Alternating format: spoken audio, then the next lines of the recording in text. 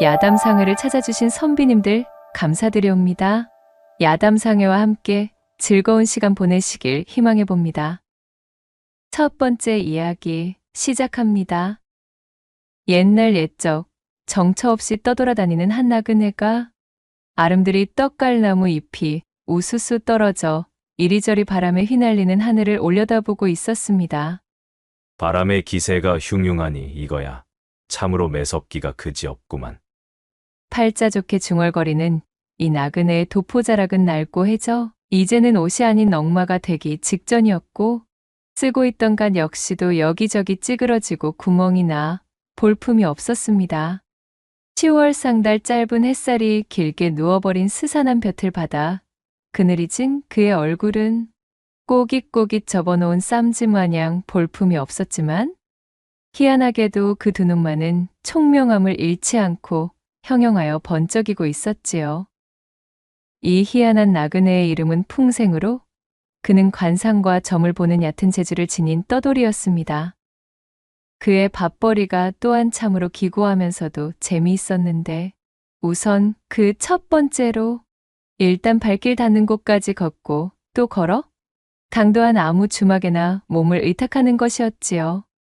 그런 다음 말주변으로 주모를 살살 엮은 후 객방 한 자리에 전방을 차리는 것이 두 번째였습니다. 마지막으로 세 번째는 그렇게 한 자리 차지한 주막에서 오가는 객손들에게 정궤를 내어주며 그 삭스로 숙식을 해결하는 방법으로 지금껏 여행을 하고 있던 차였습니다. 그런 풍생이 이곳 가변 나루터에서 하루 묵을 곳을 찾고 있었지요. 내 물어물어 저작거리를 기웃거려 보니 분명 저 근방 어딘가에 행락객이 당도하는 외딴 주막이 있다는 소리를 들은 것도 같은데. 그는 낮 시간 저작거리를 돌아다니며 들어둔 이야기의 기억을 되살려 발걸음을 재촉하였습니다. 그러는 사이 해가 완전히 기울어 상기슬게 걸릴 즈음이 되자 풍생은 스산함이 남아있는 외딴 주막에 당도할 수 있었지요. 그는 자신의 전매 특허인 굵직하고 침착한 목소리로 비밀스러운 사연을 한가득 품고 있는 선비인양 목을 가다듬고는 입을 열었습니다. 주모, 손님 받으시구려. 풍생이 도포자락을 휘날리며 주막 안쪽으로 찾아들었습니다.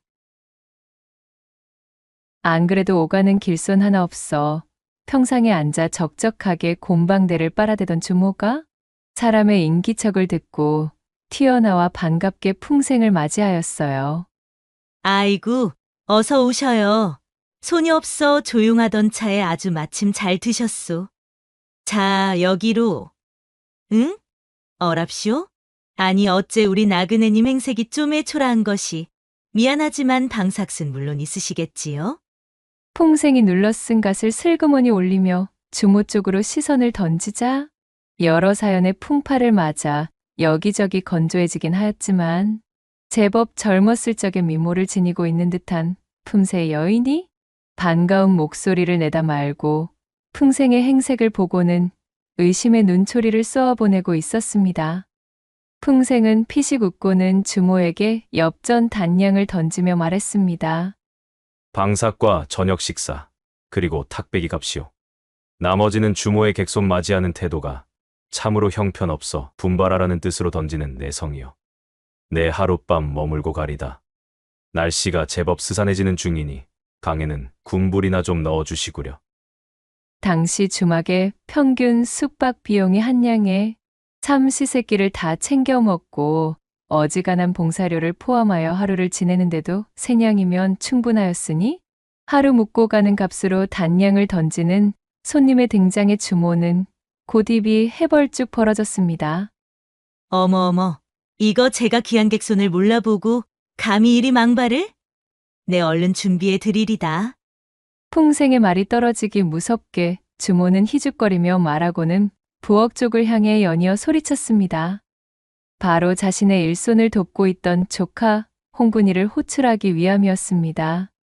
예, 홍분아? 갯방에 군불을 넣어놓거라. 주모가 부엌에서 분주하게 저녁 준비를 하는 동안 나그네 풍생은 툇마루에 걸터 앉아 탁배기를 시켰습니다. 이윽고 주모가 소반에 간단한 찬거리 몇 점과 함께 탁배기 한 오리병을 얹어 마루에 내놓았지요. 자, 여기 있소이다. 목이나 시원하게 축이고 있으시오. 내 저녁상은 금방 말아다 넣어드리리다. 줄곧 공을 치고 있다. 오래간만에 객손을 맞이한 주모가 싱글벙글하며 말했습니다.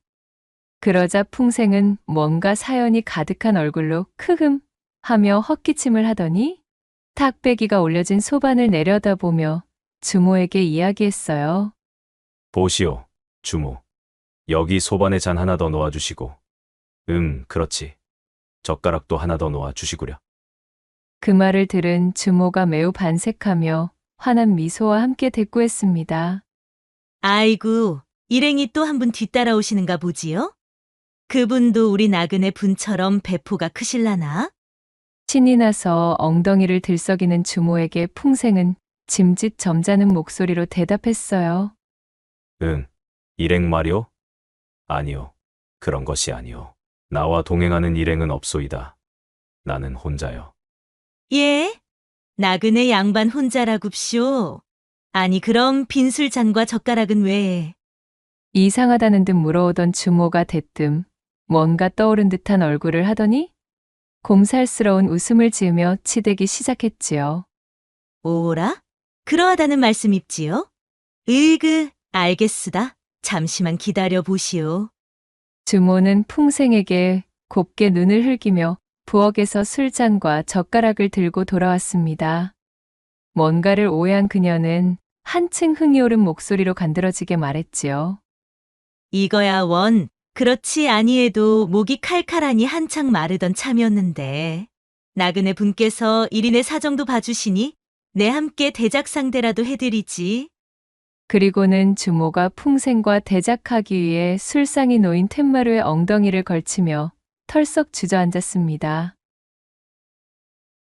그 모습을 물끄러미 바라보고 있던 풍생이 다시 입을 열었어요. 그러시오? 뭐 그것도 괜찮겠지. 거 주모도 술 한잔 하고 싶으면 주모분의 잔과 젓가락을 또 가지고 와 앉으시오.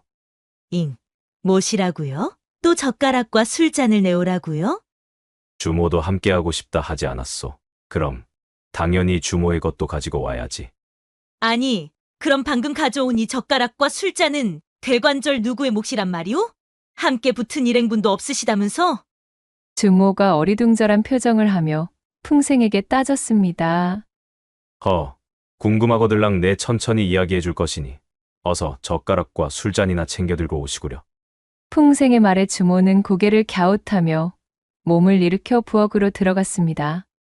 이윽고 그녀가 자신분의 빈잔과 젓가락을 들고 오자 술상 위에 오른 잔이 총 3개가 되었지요. 주모는 풍생에게 술 한 잔을 따라 주었습니다. 술잔을 받아든 풍생이 근엄한 표정이 되어 주모에게 말을 건넸지요. 자, 여기 내 옆에 빈잔에도 술을 한 잔 따라 주시구려. 풍생의 주문에 주모가 연신 이상하다는 표정으로 빈잔에 술을 따랐습니다. 뒤따라 풍생이 주모의 손에서 호리병을 받아들고 주모의 술잔을 가득 채워주었습니다. 자, 거나하게 한 잔씩들 하십시다. 풍생은 술잔을 하늘 쪽으로 치켜들며 외치고는 제 술잔을 깔끔하게 비웠습니다. 그리고 나서 임자 없는 옆자리 술잔을 들고는 또 비우는 것이었지요. 아니 이보셔요. 나그네 양반. 대체 그 나머지 술잔은 어인 연유로 깔아두는 것이오? 있지도 않은 사람의 몫을 얻지? 주모가 의아한 표정으로 풍생을 쳐다보며 물었습니다. 그녀의 호기심 어린 물음에 풍생은 씩 웃으며 대꾸했지요. 허허, 보시오 주모. 이따 저녁상을 차려 드려올 때도 2사람분의 상을 부탁하겠소. 아니 점점? 거 연유라도 좀 속 시원히 말씀해 주시구랴. 궁금해 미칠 지경인데 이리 뜻만 잔뜩 들여놓고 어찌 대답을 해주지 않는 게요? 저녁상을 드려오면 내 그때 속 시원히 말씀드리리다. 이후 풍생은 아까와 마찬가지로 2 술잔을 번갈아 비우며 탁배기를 해치웠고 주모는 근질거려 못 견디겠다는 얼굴이 되어 소리쳤습니다. 홍분아, 저녁상은 2사람분 지어 올려라. 알겠어요, 이모. 객방에 군부를 지펴놓고 마늘을 다듬던 홍분이가 주모의 부름에 부엌에 들어가 저녁상을 차리기 시작했습니다. 그러는 사이 풍생은 탁배기 두오리병을 기세 좋게 비워내었고 이윽고 몸을 일으켜 객방으로 들어갔습니다. 곧이어 주모가 조금은 기괴한 2명분의 저녁상을 풍생의 객방 안으로 들여놓고 나왔지만 그녀는 도저히 호기심을 참을 수가 없었습니다. 도무지 궁금해서 잠이 안 올성 싶은 것이 아니 되겠다. 대체 아까부터 왜 2명분을 준비해달라 하는지 묻지 않고는 내 속병이 나도 단단히 날 것 같으이. 주모는 다락에서 고이고이 보관해둔 도라지줄을 꺼내들고 풍생의 객방으로 찾아들었지요. 보시오 나그네 양반. 내 정말이지 귀한 객손에게만 한 잔씩 내어드리는 20년 묵은 도라지주요. 어디 그 맛이나 한번 봐보시구려. 주모는 사람 좋은 웃음을 터뜨리며 풍생에게 엉덩이를 붙이고 앉았습니다. 풍생은 살며시 미소 지으며 또다시 빈잔을 가지고 오라고 일렀지요. 주모가 자신의 잔을 가지고 다시 자리로 와보니 이 기이한 나그네가 글쎄 자기 밥을 한 숟갈을 떠먹고는 자리를 바꿔 다른 밥도 한 숟갈을 먹는 것이었습니다. 차려진 찬도 그런 식으로 2명분을 집어먹더니 도라지주도 마찬가지로 자기가 한 잔 마시고는 빈자리로 옮겨가 거기 놓인 술잔을 또 들어 연거푸 마시는 것이었지요. 그 꼴을 가만히 보고 있던 주모가 드디어 참지 못하고 물었습니다. 이보시오 나그네 양반. 대관절 무슨 사연이 있기에 그리 매번 2사람분의 식사와 술상을 받는 것이오? 네, 이것이 궁금하여 도무지 오늘 밤 잠에 들지 못하겠으니 제발 그 연유나 좀 가르쳐 주시오. 주모가 계속해서 조르고 또 조르자 풍생이 마지못해 털어놓는다는 듯 겸연쩍게 웃으며 입을 열었습니다. 허참, 사실 뭐 그리 큰 연유가 있는 것도 아니외다. 그저 어릴 적부터 한 동네에서 한시에 태어나 서당에서도 함께 공부하며 장차 나라를 위해 큰일을 하자던 중마고우가 그만 작년에 이승을 하직하고 말았다. 내 그 친구와 해둔 약조가 있었거늘 약조를 지켜내기도 전에 친구가 먼저 떠나고 말았으니 원통한 마음에 맡기니마다 그 친구의 분을 챙기고 있는 것뿐이라. 여기까지 말한 풍생은 더 이상 말을 잇지 못하고 고개를 늘어뜨렸습니다. 어느새 그의 어깨를 들썩이며 얼큰한 눈물을 토해내고 있었지요. 누가 보더라도 말 같지도 않은 뻔히 보이는 수작질이었지만 하필이면 이 외딴 주막의 주모에게 직격으로 통할 줄은 또 누가 알았겠어요. 이 모습을 본 주모는 너무나 감격하고 말았습니다. 제 한 몸 추스리기 바빠 모두가 각자 도생하는 이 메마른 세상에 아직도 이리 의리와 교우를 중히 여기는 사람이 남아있었구나 싶은 마음이었어요. 주모는 행색이 초라하나 그 그릇이 담대한 이 풍생에게 묘한 호감이 돋기 시작했습니다. 그런 사연이 있는 줄도 모르고 이리 방정맞게 귀찮게 굴었구려. 자자, 사내 대장부가 어디 그리 눈물이 많아서야 쓰겠수? 내 잔 한번 받으시고 울음 그치시오. 오늘은 객손도 없고 나도 오늘 장사는 그만두고 우리 나그네님이랑 잔이나 더 나눠야겠수. 주모가 몸을 들썩이며 더욱 풍생의 곁으로 다가 앉으며 말했습니다. 그렇게 탁배기와 도라지주를 주거니 받거니 실없는 농담과 이런저런 이야기들을 나누며 담소꽃을 피우기 시작한 2사람. 어느새 취기가 잔뜩 오른 풍생과 주모는 누가 먼저라고 할 것도 없이 서로를 바라보다 말고 호롱불을 끄게 되었지요. 훌렁훌렁 옷까지 던지는 소리만이 어둠 속을 채웠고 이내 풍생의 객방 안은 군불이 필요 없을 정도로 활활 타오르기 시작했습니다. 그렇게 한창 건장한 풍생과 농익은 주모가 온 방 구석구석을 헤집으며 비와 구름을 몰고 오다가 서로가 가쁜 숨을 토하고 쓰러져 취기를 벗삼아 잠이 들고 말았습니다. 한참이나 시간이 지나고 새벽 달기 울며 어스름 하늘이 밝아오자 소피를 보기 위해 주모가 비몽사몽 눈을 떴습니다. 응. 아니 이 양반이 어디를 간 게야? 자신 옆에 널브러져 있던 풍생이 온데간데 없는 것을 확인한 주모가 옷을 챙겨 입고 밖으로 나왔지요. 바로 그때쯤 객실의 이 방 저 방을 여기저기 돌아보던 주모의 귀에 어디선가 간드러지는 소리가 들려오기 시작했습니다. 이는 필시 남녀가 지독하게 얽혀 운우를 나누는 소리였습니다. 아니 이게 대체 무슨 소리요? 어젯밤 받은 객손이라고는 풍생뿐이었거늘 대관절 이것이 어찌된 연유인가 싶어진 주모가 방문 옆에 놓인 홍두깨를 꼬나쥐고 소리가 나는 쪽으로 향했습니다. 세상에 이럴 수가요. 소리의 근원지는 다름 아닌 친정 조카딸 홍분이의 방이었습니다. 거기 웬 놈이요? 홍군이한테 뭔 짓거리를 하는 겨 시방? 주모가 문을 벌컥 열며 크게 소리치자 태초의 상태로 풍생의 목덜미를 휘감고 있던 홍분이가 깜짝 놀라 이불을 뒤집어쓰며 숨어버렸고 그 위에 올라타고 있던 풍생은 두 눈을 끔뻑거리며 주모를 쳐다보고 있었습니다. 아니 나그네 양반. 대체 여서 무얼하고 있는 게요? 나그네 양반이 대체 왜 홍군이와? 방 안의 광경을 목격하고 어질어질해진 주모가 홍두깨를 놓치며 중얼거렸습니다. 그러자 짐짓 턱기침을 하고는 자세를 고쳐 앉는 풍생. 이윽고 옷을 고쳐 입은 풍생이 매우 점잖은 목소리로 천천히 말했습니다. 보시오 주모. 어젯밤 나는 주모와 회포를 거나하게 풀었기에 불만이 없었소만. 저기 내 먼저 간 서당 친구는 술만 마시고 혼자 잠들어야 하는 신세 아니오? 이 어찌 딱하지 않을 수가 있었겠소이까. 하연에 어쩔 수 없이 친구의 사정을 살피기 위해 이 처자와 거사를 나눈 것이니 머무 노여워는 말아 주시오. 입을 쩍 벌리고 풍생의 궤변을 듣고 있던 주모는 너무 어처구니가 없어 반응하는 것조차 잃어버린 채 넋을 빼고 풍생을 바라보았습니다. 이윽고 정신을 차린 주모가 두 눈에 쌍심지를 켜고 소리쳤지요. 아니 뭐가 어쩌고 어째? 당치도 않은 요소를 늘어놓아도 유분수지. 에라이 이놈의 썩어나 자빠질 놈아. 풍생의 헛소리를 들은 주모는 그 길로 홍두깨를 집어들고 방 안으로 뛰쳐들어가 눈에서 불꽃을 뿜으며 풍생을 작살내려 달려들었습니다.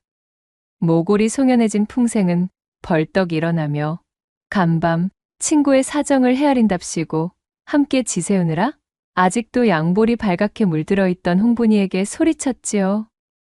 거 처자, 내 친구가 간밤 아주 즐거웠다고 전해달랍디다 그려. 그리고는 제 집신을 두 손에 거머쥔 풍생은 껄껄 웃으며 맨발로 주막에서 도망쳐 36개 주랭랑을 놓는 것이었습니다. 언젠가 다시 내 손에 잡히면 아주 유저를 내버릴 줄 아시오. 주모는 분이 풀리지 않은 채 씩씩 콧김을 뿜으며 저만치 도망가는 풍생의 뒤통수를 향해 고함을 질러버렸지요. 그로부터 얼마나 시간이 흘렀을까요? 지친 발걸음으로 초행의 험준한 고갯길을 넘어가던 풍생은 제 뱃속에서 꼬르륵거리며 밥을 달라 농성 중인 소리를 듣고는 자리에 주저앉아 버렸습니다. 어이구야, 힘들다 힘들어. 이놈의 고갯길은 어찌 이리도 험준하고 괴팍한 것인가? 나같이 고귀하고 고매하신 선비께서 넘기에는 지독스럽게도 흉측한 고갯길이로구만. 풍생이 침을 탁 뱉으며 볼멘 소리로 중얼거렸지요. 그는 크게 한숨을 뱉으며 퉁퉁 부은 제 다리를 주물렀습니다. 그러고 보니 그전 주막에서 거나하게 한 상 해먹은 뒤로 벌써 달포가 지났구먼. 다음 주막으로 당도하려면 천상 이 고갯길을 넘어야만 한다던데 여서 주막 그림자라고는 포빼기조차 보이지가 않으니원.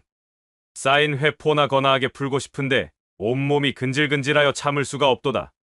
풍생은 그 예전 볼을 발갛게 물들이며 수줍어하던 홍분이의 얼굴을 떠올리며 입맛을 다셨습니다. 그렇게 풍생이 몸을 일으켜 죽을 힘을 다해 고갯길을 넘고 보니 듣던 대로 정말 마을 초입으로 들어서기 전에 갈림길에 조그마한 주막이 하나 눈에 들어오는 것이었습니다. 드디어 살았다 싶어진 풍생이 마지막 힘을 쥐어짜 주막으로 당도했습니다.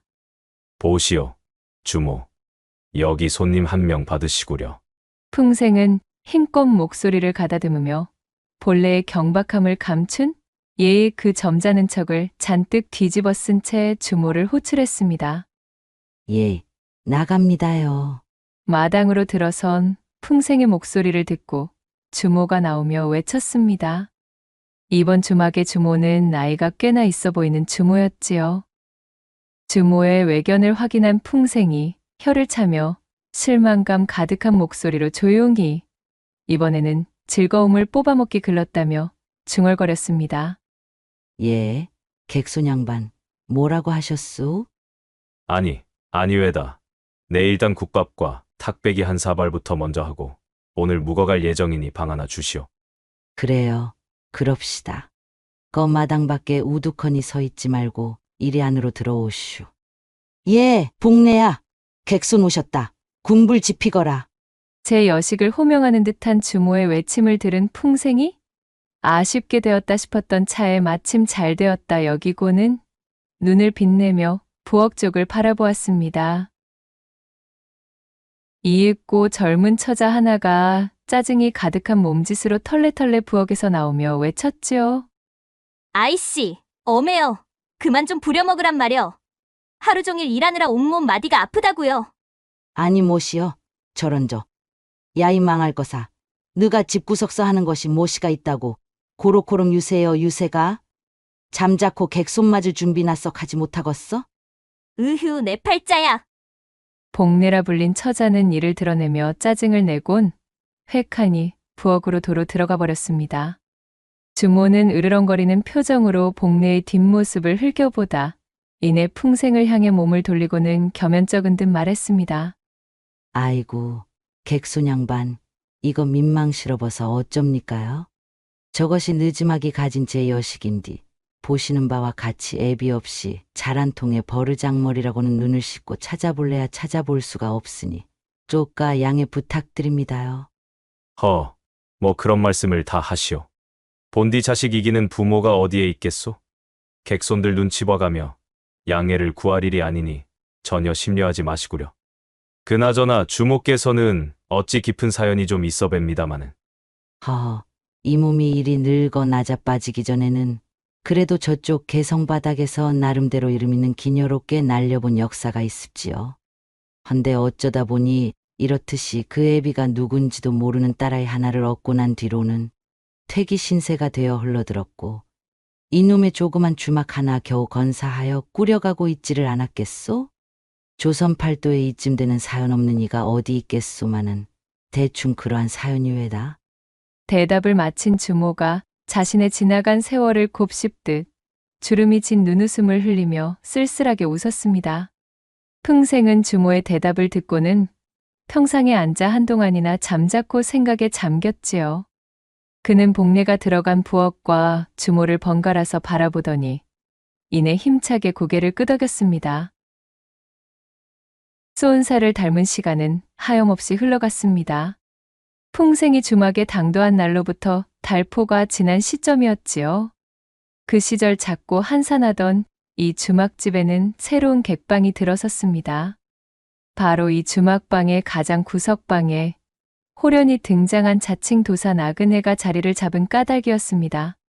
두말할 것도 없이 도사의 정체는 풍생이었지요.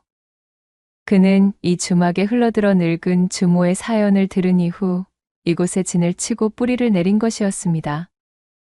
나름대로 그간 여기저기 굴러먹으며 다져온 그의 잔재주가 신통하였기에 그가 봐주는 관상의 정괴나 사주팔자 해몽풀이가 그럭저럭 적중력이 괜찮았던 모양으로 오고 가는 객손들을 상대로 꽤 장사가 되는 터였습니다. 그렇게 이 주막만의 특산물처럼 여겨져 객손들의 이목을 끌자 신이 난 주모가 그를 눌러 앉히게 되었고 그렇게 맨 끝 객방의 장기 투숙을 하게 되었지요. 이것이 나그네 풍생의 입장에서도 제법 쏠쏠했던 것이 제 남편의 바람기가 사주에 깃들어 있나를 알아보고픈 아낙네들이 점을 보기 위해 방문하는 일이 띄엄띄엄 있었습니다. 그리하면 풍생은 아낙들에게 이 핑계 저 핑계를 대고 저주와 애군을 쫓아낸다는 미명 아래 그녀들을 꿰어내 야음을 틈탄 한바탕 주물럭 잔치를 벌일 수 있었던 것이었지요. 다음 날 아침 얼굴이 발갛게 물든 아낙네가 황급히 주막을 빠져나가고 나면 풍생은 배를 두드리며 거하게 한상 차려먹은 얼굴이 되어 만족의 웃음을 내뱉곤 하였습니다. 때로는 탁배기에 취한 손님들이 즉흥적으로 사주팔자를 보고 가기도 하여 풍생은 그럭저럭 돈 품께나 벌고 있었으나 주막집의 숙식비로 주모에게 돈을 내어주는 법은 없었습니다. 주모의 말대로 젊은 시절엔 꽤 이름난 기녀로 이 남자, 저 남자 품에서 그 콧대가 높게 까다로운 노름을 놓았지만 어느덧 세월을 정통으로 두드려 맞아 설이 맞은 호박꽃이 된 신세가 된 그녀였지요. 탁배기를 거르고 국밥을 마는 주막집, 주모의 신세로 전락하게 된 자신의 인생이 참으로 더섭고 귀구하여 한숨만 내놓던 차에 이 기묘한 나그네 풍생의 방문과 함께 주막이 번성하고 또한 몸이 들떠 간지러운 밤이면 자신의 여식 복례가 잠든 것을 확인한 이후 몰래 구석방의 풍생에게로 발걸음을 향하고 말았던 것입니다. 이런저런 사연과 외로움을 토로하던 주모는 결국 풍생에게 몸의 사주팔자를 셈해보는 시간을 가지게 되었고 풍생은 눈을 질끈 감고 이 주모를 몇 번 꾹꾹 눌러준 다음 복채 대신으로 숙식을 해결하고 있는 것이었지요. 그렇게 여느 때와 다름없는 시간들이 지나고 주모의 무남동녀 외동딸 복례가 어느새 이윽고을의 총각과 혼산날을 받게 되었습니다. 딸아이만큼은 남부럽지 않게 시집을 보내고 싶었던 주모는 이런저런 혼수품들을 준비하기 위해 꼭두 새벽부터 분주하게 나룻배를 타고 강 건너의 대장터 고을 저작거리로 나선 터였습니다. 해가 중천에 걸린 점심나절, 주모의 딸 복례가 주모의 부탁에 따라 조촐한 점심상을 차려 풍생의 객방문을 두드렸습니다. 어휴, 귀찮아 죽겠네. 자요, 여기 밥이에요. 얼씨구, 점내야. 변함없이 쌀쌀맞기 그지없는 태도로구나. 어디 그래가지고 밥상이 엎어지겠느냐? 더 힘차게 내려놓아야지. 점례는 풍생을 처음 만난 날 이후로 한결같이 한겨울서리 같은 대바라진 태도를 보여왔지요.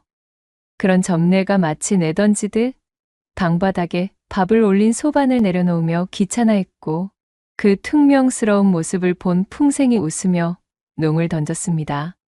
흥, 되도 않는 소리 마시고 먹고 나서 방문 밖에 상이나 빼두셔요. 자고 일어난 이불을 개며 정리하던 풍생을 향해 복례가 쏘아 붙였고 풍생은 기지개를 켜며 그녀에게 대답했습니다. 오냐 알겠다. 내 그랴마. 그나저나 복례야. 너 시집갈 준비는 끝마쳤느냐? 혼산날이 코앞인데 설마 그 중요한 것을 안 해놨으려고. 무슨 소리여요? 시집갈 준비라니. 그딴 것이야. 지금 엄마가 분주하게 하고 있잖아요. 안 그래도 얼굴 한번 못 본 사내에게 시집가야 하는 판국이라 억장이 무너지는데 지금 누구 놀리시는 거예요? 복례가 눈에서 불꽃을 튀기며 한층 퉁명스럽게 답했습니다. 아이고 이놈아. 내 어미가 열심인 것은 시집가며 가져갈 혼수품의 준비이고 내가 말하는 것은 다름 아닌 첫날 밤을 치를 유키에 대한 교육을 모두 이수하였느냐 하는 것이다. 벌레를 씹은 표정으로 으르렁대던 점례가 풍생의 말에 귀를 쫑긋 세우며 물었습니다. 호기심이 제대로 동한 듯 싶었지요. 뭐시라고요? 아니 대체 그것이 무엇인데요? 저는 난생 신부가 되기 위한 교육 중 그러한 과가 있다는 사실은 처음 듣는 이야기인걸요? 학문이라면 어디 서당이나 다니는 잘난 사내놈들 이야기이지 저 같은 계집에게 가당키나 한 말인가요? 내원 참. 아무리 급하게 치르는 혼사라고 하지만 그래 이 중요한 것조차 가르쳐주지 않았다는 말이더냐? 내 어미도 참 주막의 일만 바빴지. 아주 맹한 구석이 있구나. 복례가 두 눈을 깜박거리며 고개를 갸웃거렸습니다. 한껏 분위기를 잡은 풍생이 굉장히 비밀스럽고도 중요한 국사를 논하듯 중얼거리자 복례의 호기심이 한계까지 치달은 것이었지요. 풍생은 속으로 오늘 아주 제대로 걸렸다 싶어진 차였습니다. 그는 조심스레 방문 밖으로 얼굴을 내밀어 주변을 두리번거리고는 아무도 없음이 확인되자 복례에게 손짓해 방 안으로 들어오라 이르는 것이었지요. 자, 내 어미에게는 나도 많은 도움을 받았으니 평소 같았으면 이 어디 서당에 진득하니 앉아 돈을 받고 가르쳐주는 신부 수업이다만 내 특별히 내게는 공짜로 일러주도록 하마. 얼굴 한번 보지 못한 신랑이라고는 하나. 앞으로 너와 함께 쭉 살을 맞대고 살 사람인데. 내 말이면 껌뻑 죽도록 만들어 놓아야 너의 남은 인생도 탄탄대로처럼 펼쳐지지 않겠느냐? 그것을 가능케 해주는 것이 바로 이 유키이니라. 풍생이 정자를 틀어안고 연설을 시작하자 그간 풍생을 하찮게만 바라보던 복례의 눈이 어느새 초롱초롱 빛나기 시작했습니다. 자, 모름지기 신부라 하면 말이다. 초야의 신랑에게 유키, 즉 6가지 기쁨을 주어야 백년해로를 하는 법. 착, 온, 요, 요본, 감창, 지필 이렇게 6가지 단계를 연습하고 꾸준하니 갈고 닦아야 비로소 좋은 신부감이 될 수 있는 것이란다. 이것을 통달하게 되면 그야말로 시집가서 소방 맞을 걱정은 일절 메어두어도 좋지. 어디 그뿐이겠느냐? 신랑을 내 손아귀에 쥐고 곶감마저 내 마음대로 흔들 수가 있으니 이것은 비기 중에 비기라 칭해도 손색이 없을 것이라 이 말이렸다. 착 뭐라고요? 온, 요, 또 모시기. 에익 짜증나. 아니 대체 그래서 그 6가지들이 무엇이냔 말이에요. 하나도 모르겠잖아요. 알아듣기 쉬운 말로 다시 알려달란 말이에요. 원 녀석도 참. 그러니까 그것이 우선 첫째로 자기라 함은 그러니까 이 사내의 대들보를. 한창 신이 나서 이리저리 사설을 읊던 풍생의 이야기에 귀를 쫑긋 세워 듣던 복례의 숨소리가 어쩐지 점점 더 가빠지고 있었습니다. 양 볼이 발그스름 익으며 올라오는 모습을 본 풍생이 이쯤 익었으면 되었다 싶어 이를 드러내고 웃으며 말했지요. 이거야 원. 백날 말로 하는 교육에는 모름지기 한계가 있는 법이로고. 어디 그럼 너의 학습 태도가 매우 우수하니 나와 함께 실습을 하면서 차근차근 진도를 나가봄이 좋겠구나. 풍생이 방문을 굳게 걸어 잠그고 옷고름을 풀기 시작했습니다. 치마끈이 해제되는 사이 복례는 기다렸다는 듯 자신의 몸을 풍생에게 맡기고 말았어요. 그렇게 그녀는 풍생에게 깊숙하게 들어오는 가르침을 받으며 오후 늦게 주모가 돌아오기 전까지 각종 방종에 대한 기회를 몸소 터득하게 되었습니다. 그날 이후로도 주모가 혼례 준비로 출타했다 하면 복례는 어김없이 풍생의 객방으로 달려가 유키에 대한 거나한 실습을 받았습니다. 복례의 학구열이 어찌나 뛰어나고 그 배움의 깊이가 솔찬히도 깊던지 그녀의 볼은 제철을 맞은 봉숭아처럼 붉은 빛으로 물들어 헤어나오지를 못하는 것이었습니다. 이것이 차악이고 또 이것은 요. 스승님, 제 말이 맞지요? 이 어찌 훌륭하지 아니할 수 없는 제자인가 그래? 참으로 그 소질이 뛰어나니 이 스승은 한없이 기쁘기 그지없구나. 자, 다음은 감창으로 유감없이 운우의 기쁨을 소리로 표현해보거라. 삐딱한 태도에 쌀쌀맞고 냉랭하던 불량 학동 복례는 어느덧 풍생이 마련한 유키 서당에 우수한 우등생이 되어 사내 하나 혼을 빼먹는 것은 누워서 떡 먹기인 훌륭한 인재로 성장하게 되었지요. 다음 달의 첫 분할, 마침내 복례는 연지곤지를 두르고 시집을 가게 되었습니다. 그리고 대망의 초야를 치르는 시간이 되었고 복례는 그간 탄탄하게 교육받은 풍생의 유키론에 따라 그야말로 신랑을 철저하게 도륙내듯 찜쪄먹게 되었습니다.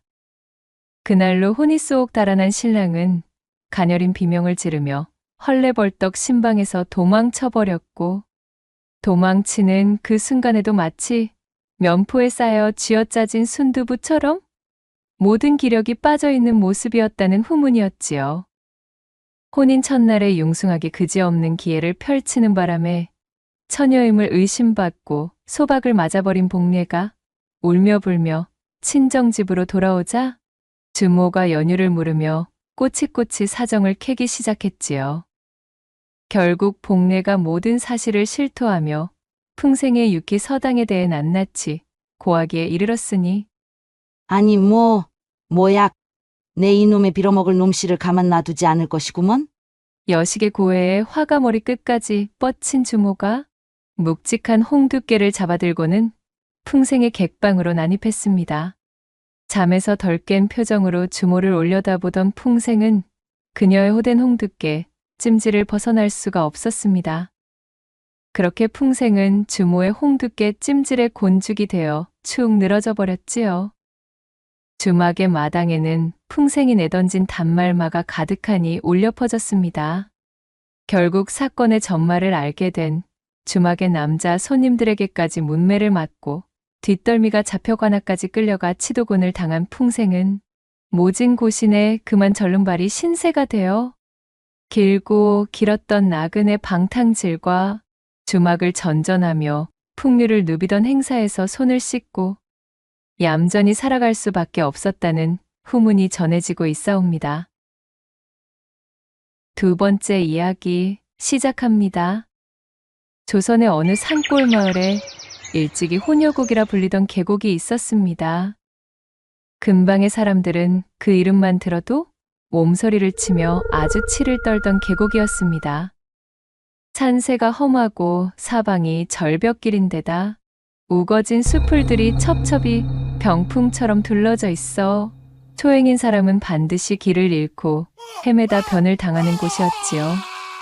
게다가 그 주검조차 제대로 발견할 수 없어 장례도 제때 치를 수 없었으니 실로 위세가 대단한 곳이었답니다.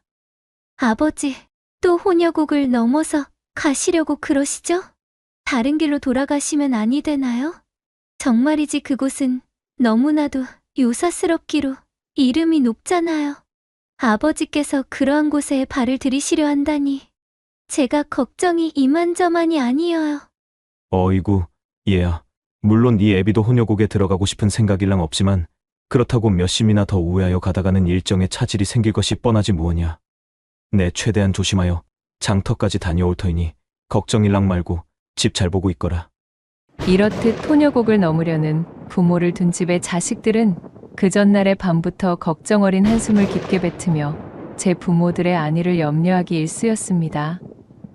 그도 그럴 것이 이 혼여곡을 무사히 빠져나오려면 좋기 40리는 걸어 나와야 했습니다. 요새와도 같은 곳이었기 때문에 산적들도 들끓고 있었고 가장 큰 문제는 바로 대낮에도 나타나는 혼여곡의 상군 호랑이였습니다. 험준한 지형 탓에 착호군들도 쉽게 진입할 수 없었기에 혼여곡의 상군은 고을 사람들에게는 그야말로 공포의 대상이었습니다. 사정은 이러했지만 사람들은 위험을 무릅써서라도 이 혼여곡을 건널 수밖에 없었는데요. 혼여곡 너머에는 이 지역서 가장 규모가 큰 장터가 있었고 또한 각종 생필품을 조달하기 위해서라도 반드시 넘어야만 하는 계곡이었으니까요. 그리하여 이 혼여곡의 초입에는 작은 주막집이 하나 들어서게 되었답니다. 바로 혼여곡을 지날 때 여럿이 모여 무리를 짓기 위한 거점이었지요. 안전을 위해 어떤 길소는 며칠씩이나 주막에서 혼여곡을 건널 무리를 기다리기도 했습니다. 오늘은 바로 이 혼여곡에 얽힌 이야기입니다. 매서운 추위를 등에 업고 눈발이 흩날리던 어느 겨울, 혼여곡을 건너기 위해 주막에 당도한 처자가 있었습니다. 날씨가 점점 흉해지는 것이 참으로 걱정이네. 이런 매서운 날씨에 목적지까지 무사히 당도할 수 있을지 모르겠구나. 그녀는 집에서 홀로 병든 아비를 보필하고 있던 처자 옥란이었지요. 아비를 위한 약을 사기 위해 혼여곡 넘어 큰 의원으로 여정을 떠난 참이었습니다. 옥란의 효심이 매우 지극하여 이웃 사람들의 만류에도 아비의 병에 용하다는 약을 구하기 위해 길을 재촉했던 것입니다. 벌써 이틀이나 시간을 지체했으니 어서 서둘러야겠다. 홀로 남아있을 아버지의 병세가 염려되니 속히 약을 구해 돌아가야겠어. 근심 깊은 얼굴로 주막에 들어선 옥란은 자신의 지친 몸을 누일 생각도 않은 채 곧바로 혼여곡을 건널 무리들이 있는지부터 알아보기 시작했습니다. 다행히도 주막집에는 혼여곡을 건널 예정인 사람들이 한데 모여 출발 준비를 하고 있었지요. 실례합니다. 혹시 혼여곡을 건너실 분들이신가요? 그렇소. 아주 딱 맞춰 당도하셨구만요. 이제 막 채비를 마치고 출발하려던 참이오. 정말 다행입니다. 저도 혼효곡을 건너야 하오니 괜찮으시다면 일행에 합류하고 싶어요. 이렇게 참하고 고운 처자가 동행해준다니 고단한 길에 좋은 말벗이 되겠구려. 일행의 인솔자로 보이는 사내가 반색하며 자신을 반겨주자 옥나는 긴장하던 마음을 안도하며 무리에 합류하였고 모여있는 일행 틈으로 들어가 간단한 인사를 마쳤습니다. 혼여곡 너머의 대장터로 향하는 소금장수며 보부상, 대부분 상인들로 꾸려진 일행은 참으로 건장하고 다부진 사내들로 이루어진 무리였습니다. 산전수전을 다 겪은 듯한 박력을 풍기는 그들의 모양새에 가슴을 졸이던 옥나는 내심 안도할 수 있었습니다. 다행이야. 저토록 건장한 사내들과 일행을 꾸린다면 큰 무리는 없이 혼효곡을 건널 수 있겠구나. 자, 그럼 이제 슬슬 출발토록 하시지요. 굳은 날씨가 조금 걸리긴 하지만 이미 무리를 짓기 위해 많은 시간을 허비하였으니 촉히 길을 재촉하도록 하시자고요. 여러분들, 그럼 모쪼록 잘 부탁드리겠습니다. 그렇게 심기일전하여 길을 재촉한 일행들은 지체 없이 주막을 나서 혼여곡 입구로 들어섰습니다. 이때까지만 하여도 옥나는 꿈에도 몰랐지요. 앞으로 자신에게 닥치게 될 크나큰 위기를 말입니다. 조심하시오. 땅이 얼어 까딱하면 절벽으로 곤두박질 당할 것이오. 오늘따라 혼여곡 산세가 유독 험하네 그려. 다들 정신 꽉 차리고 따라들 붙으시게. 절벽에 붙어서 꽁꽁 언 바닥을 조심스레 짚어가며 발걸음을 옮기던 일행들은 점점 굵어지는 눈발에 걱정거리가 쌓여가고 있었습니다. 일행 중 유일한 여자였던 옥난이 뒤처지느라 그 속도를 맞추기 위해 좀처럼 계곡을 넘어가는 일정의 기세가 붙지 않았기 때문이었어요. 이러다간 이 엄동설 안에 야숙이라도 해야 할 판이요. 사내들은 내심 불만 가득한 목소리를 내며 한참 뒤처져 따라오는 옥난을 흘겨보고는 깊은 탄식을 뱉었습니다. 주막에서 출발할 때만 하더라도 옥난의 단아하고 밭꽃 같은 미모에 저마다 음험한 마음을 품으며 선뜻 그녀를 받아주었으나 막상 자신들의 발목을 붙잡는 골칫거리가 되자 대단히 짜증이 오른 모양새였어요. 참으로 미안합니다. 길이 고되다 보니 일행 여러분들께 저는 짐만 되네요. 허참, 어디 혼여곡 넘기가 그리 쉬울 줄 아셨소. 낯짝이 반반하여 여정길에 흥이나 돋을 수 있으려니 했는데 이거야 원영. 투덜거리는 사내들 틈에서 옥나는 엄동설 안에 꽁꽁언 다리를 열심히 주물러가며 제 발을 분주히 놀렸으나 참시새끼 험준한 여정에 이골이 나 있던 장사꾼 사내들을 따라잡기란 여간 힘든 것이 아니었습니다. 행렬에 피해를 주지 않으려 이를 악물고 몸을 추스렸지만 난생 처음 넘어보는 그것도 이리 험준한 고개를 넘는 일은 그녀에게 체력적으로 엄청난 부담을 던져주는 몹시도 혹독한 일이었지요. 앞을 구분하기 어려울 정도로 거세진 눈발이 옥난의 눈앞을 매섭게 어지럽히며 그녀를 괴롭히고 있었습니다. 참으로 큰일이구나. 그저 일행을 꾸리는 것이 기뻐 간과하고 있었는데 맨몸으로 한겨울에 눈 덮인 계곡을 넘는 것이 그리 녹록한 일이 아님을 잠시 잊고 있었지. 무엇이야. 나 때문에 이들의 발걸음을 지체하면 아니 될 일인데 조금만 더 힘을 내자. 옥나는 저만치 앞에서 자신을 기다리며 서슬퍼런 낯빛을 보이는 사내들의 기세에 잔뜩 주눅이 들었지만 지금 이 시간에도 병석에 홀로 누워 이제나 저제나 자신의 안전만을 기원하면서 약을 기다리며 홀로 있을 아비를 생각하면 결코 포기할 수 없었습니다. 험준한 산세와 얼어버린 얼음판, 게다가 굵어지는 눈보라까지 더해지니 일행들은 점차 말 수가 없어져 묵묵히 걸음만을 옮기고 있었습니다. 먹장인 하늘에선 점점 폭설이 퍼붓기 시작했고 이미 쌓였던 눈도 채 녹지도 않은 터라 이내 허리춤까지 쿡푹 눈에 파묻히니 일행들은 거북이 걸음의 모양새가 되었습니다. 눈발이 점점 거세지는 것이 이대로는 경을 치겠구먼. 추위와 바람이라도 좀 피할 곳이 있어야 체력을 보존할 터인데 큰일이여. 20리는 좋게 넘어왔어야 정상일진데 아직도 이곳이라니 말이여. 걱정 속에 이리저리 눈을 헤치며 나아가던 그들은 잠시 후 저 멀리에서 허름한 동굴의 입구를 발견하고는 즉시 그쪽으로 향하며 외쳤지요. 저기 좀 보시오. 동굴이 있수이다. 필시 혼여곡을 지나다니는 10만이들이 꾸려놓은 대피호일 것이오.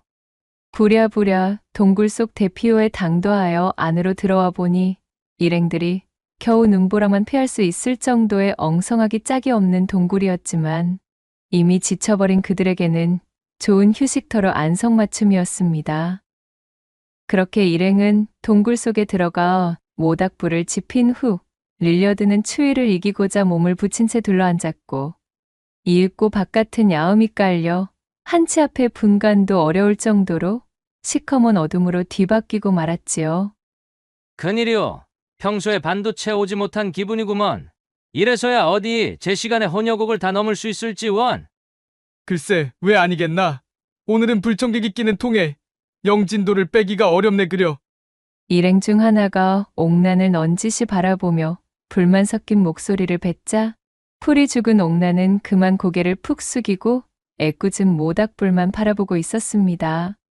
매서운 추위에 얼어붙어 감각이 둔해진 자신의 두 발을 모닥불 쪽으로 살며시 내미려는데 대뜸 새우젓 장수가 그녀를 밀치며 퉁명스레 소리쳤지요. 아니 이보시오. 처자, 거 좀 비켜서 보. 나도 몸 좀 녹입시다요. 아주 혼자서 무슨 복로빵이라도 잡아드셨소? 어머머! 맥없이 밀려난 옥난이 민망함과 황망함 가득한 눈으로 일행을 바라보았으나 혼여곡을 넘는 속도에 진전이 없음을 모조리 그녀의 탓으로 돌리고 있던 분위기인지라 일행 중 그 누구도 옥난의 편을 들어주는 이가 없었습니다. 네, 참으로 미안합니다. 일찍이 이런 험준한 곳을 홀로 나서본 적이 드물어서. 그게 뭐 자랑이라도 된단 말이오. 누구는 뭐 태어날 때부터 혼여곡을 건널 준비가 되었다는 겐지. 옥난은 내심 그들이 야속하다는 생각이 들기도 하였지만 입장을 바꿔놓고 생각해보니 생업이 걸린 그들의 애가 타는 마음을 모르는 바가 아니었습니다. 자신 역시도 집에 홀로 계실 아버지를 생각하면 이리도 가슴이 메이고 조바심이 나는데 저 사내들이라고 자신만의 사연이 없었을까요? 게다가 그럼에도 불구하고 이들의 도움을 받을 수밖에 없었던 것이 이들이 없다면 애초에 혼자서는 혼여곡을 넘을 엄두조차 낼 수 없는 신세였지요. 그런 사정을 아로새긴 그녀는 모닥불에서 몸을 비켜 한쪽에 웅크리고 말았습니다. 그나저나 대단히 큰일이오. 이러다 혹 산군이라도 만나면 꼼짝없이 당하게 생겼으니 말이오. 이끼 이 사람아. 어디 그런 말을 함부로 꺼내고 앉은 게요. 그 입 좀 조심하시오. 하필이면 천하의 재수 없는 소리를 방정맞게 발 없는 말이 천리란다는 것도 모르시오. 영물인 혼여곡 상군께서는 천리 밖에서도 그 소리를 듣고 나타난다고 하질 않소. 사색이 되어 호랑이 이야기를 꺼낸 사내에게 면박을 주던 새우젓 장수가 두려움이 가득한 목소리로 질타 섞인 대답을 뱉어낸 바로 그때였습니다. 말이 끝나기가 무섭게 약속이나 한 듯 산천을 찢어발기는 듯한 범의 포효 소리가 들려왔지요. 뭐시여 시방. 방금 그 소리는 호랑이 울음소리 아니던감? 소리가 바로 이 근방인디. 아이고, 참말로 야단났네 이거. 이 사람아, 그러게 왜 쓸데없는 소리를 짓거려서는. 그 입이 방정이네 방정이야. 일행들이 사시나무 요동치듯 경련하며 얼어붙어 있는 사이 옥난이 몸을 일으켜 대피호의 바깥을 향해 빼꼼 고개를 내밀어 보았습니다. 포효 소리의 주인공은 과연 그 몸집이 웅장하기도 하여 대피호 바로 근방의 바위 틈에서 천천히 내려오고 있었는데 가히 기와집과 견줄 정도로 집채만한 거대한 호랑이 한 마리가 앞발을 쓸며 어슬렁거리고 있지 않겠어요? 진짜로 상구님이 내려왔어요. 입이 벌어질 만큼 엄청난 이용에 깜짝 놀란 옥난이 엉덩방아를 찌으며 황급히 뒤로 물러서자 그녀의 말을 들은 일행들은 그야말로 바지춤의 오줌까지 죽죽 찌르면서 본격적으로 몸을 떨어대기 시작했습니다. 옥난이 혼여곡에 진입하기 전 주막을 나설 때 보았던 그 다부지고 강인해 보이던 사내들의 모습과는 참으로 딴판의 모습이었지요. 사람 살려. 이 일을 어쩌면 좋은가? 호랑이의 거친 울음소리는 점점 더 대피호와 가깝게 들려오고 있었고 포효 소리에 동굴 속은 마치 지진이라도 일어난 듯 쩌렁쩌렁 울리고 있었습니다. 그렇게 서로를 부둥켜 안고 공포에 질려가는 사이 호랑이의 숨소리가 동굴의 한치 옆까지 들리게 되자 사내 중 하나가 기어들어가는 목소리로 입을 열었습니다. 이대로는 모두가 꼼짝없이 죽은 목숨이요. 솔찬이 안 된 일이긴 하지만 우리 중 하나가 대표로 제물이 되어 상구님의 노여움을 푸는 수밖에 없을 것 같구먼. 아니, 뭐시오? 방금 재물이라고 하셨소? 아무리 그래도 그렇지. 어찌 사람을 던져주자는 소리를 하고 있는 게요? 그럼 뾰족한 방법 있는가? 누구는 이런 소리를 하고 싶어 하겠느냐 말이오. 어디 더 좋은 수가 있으면 투덜거리지 말고 한번 꾀를 내어 보시오. 말은 쉽소만 내 말은. 이것이 어디 그리 쉽사리 결정 볼 수가 있겠냐는 말이오. 그렇다고 하면 대체 누구를 제물로 정한다는 말입니까? 그것이 어디 우리 마음대로 정할 수가. 그 말이 떨어지기가 무섭게 일행의 시선이 일제히 구석에 웅크리고 떨고 있던 옥란에게로 쏠렸습니다. 그리곤 새우젓 장수가 침통한 얼굴로 입을 열었지요. 어차피 이런 속도로는 상구님을 피한다 해도 결국에는 눈밭에 파묻혀 죽을 운명으로 정해져 있는 것이나 다름없다는 말이오. 다들 아닌 척하지 말고 냉정해져 보시오. 오직 나만이 이러한 생각을 하고 있는 것이 아니잖수. 이 처자와 끝까지 계속 동행하다가는 우리 모두 송장이 될 목숨이라 이것이오. 내 말을 똑똑히 이해하시겠소들. 아니, 아무리 그렇다고는 하나. 어찌 멀쩡히 두 눈을 뜨고 살아있는 처자를. 꺼림칙하다는 표정으로 일행 중 한 사내가 말하자 새우젓 장수가 버럭 고함을 치며 역정을 냈습니다. 그럼 내기 저 처자 대신 제물이라도 되시겠다는 거요? 내 그 결정 말리지는 않으리다. 무슨 소리야? 내가 미쳤소이까? 빌어먹을. 이거 별 수 없겠구만. 이보시게 처자 우리를 용서하시게. 당사자를 버젓이 앞에 두고 터무니없는 이야기들을 나누던 사내들이 죄책감 가득한 얼굴이 되어 옥란에게 다가오기 시작했습니다.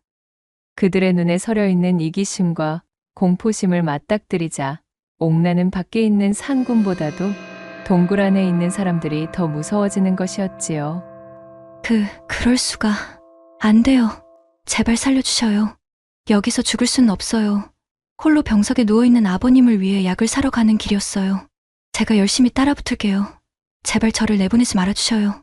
사정은 딱 하네만 우리도 어쩔 수가 없구먼 그래. 참으로 미안하네. 옥란이 사색이 되어 애절한 목소리로 그들의 바짓가랑이를 붙잡고 두 손을 모아 빌어보았지만 안 그래도 혼여곡을 넘는 여정에 꽤나 걸리적거리던 옥란을 이참에 제물로 던져주기로 암묵적인 합의를 본 사내들은 그녀의 목소리가 들리지 않는 듯 했습니다. 게다가 만약 그녀를 향하고 있는 군중 심리의 불똥이 혹여나 자신에게 튄다면 큰일이었지요. 본인의 목숨이 달린 급박한 상황에 일행 중 그 누구도 그녀를 위해 발벗고 나설 수는 없는 상황이었습니다. 그녀는 일행들에게 붙들려 내던져지듯 대피호 밖으로 나뒹굴었습니다. 바닥에 패대기 쳐진 옥란이 새파랗게 질린 채 비명을 지르며 고개를 들자 대번에 호랑이와 눈이 마주치고 말았습니다. 맙소사, 하늘이시여. 옥란은 정신이 혼미하여 그 자리에서 발이 얼어붙고 말았습니다.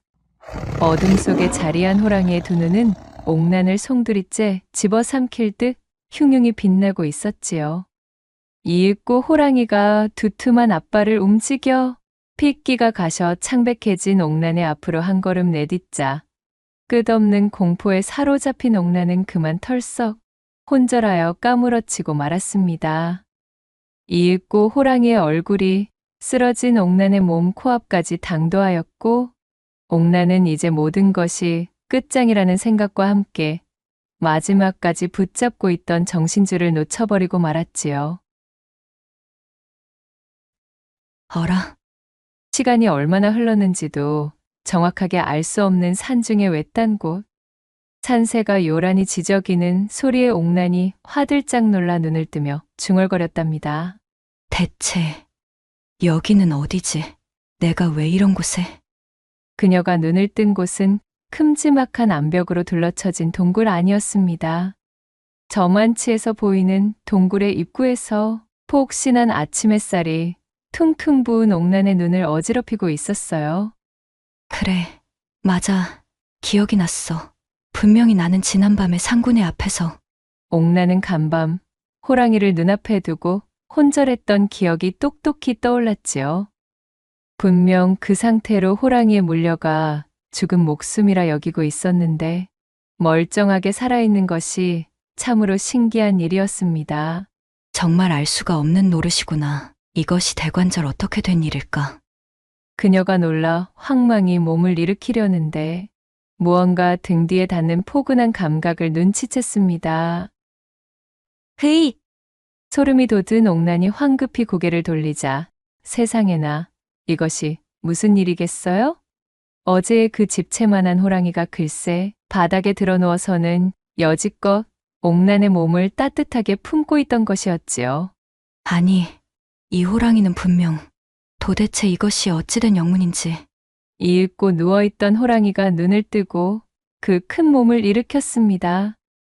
그리고는 믿을 수 없을 정도로 그윽하고 차분한 눈길로 잠자코 옥난을 바라보기 시작했지요.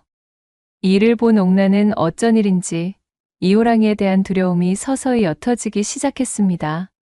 조심스레 손을 뻗어 호랑이의 턱을 쓸어만지자 호랑이가 낮게 울음을 토해냈습니다.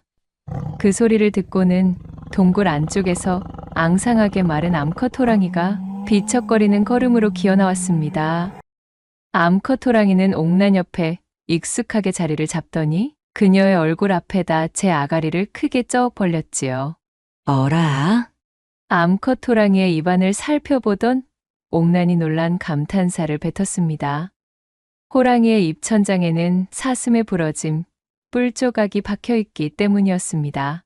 세상에나, 가엾게도 이것 때문에 먹지 못하여 일이 앙상해진 것이로구나. 옥난은 암컷 호랑이를 다정하게 쓰다듬으며 말했습니다.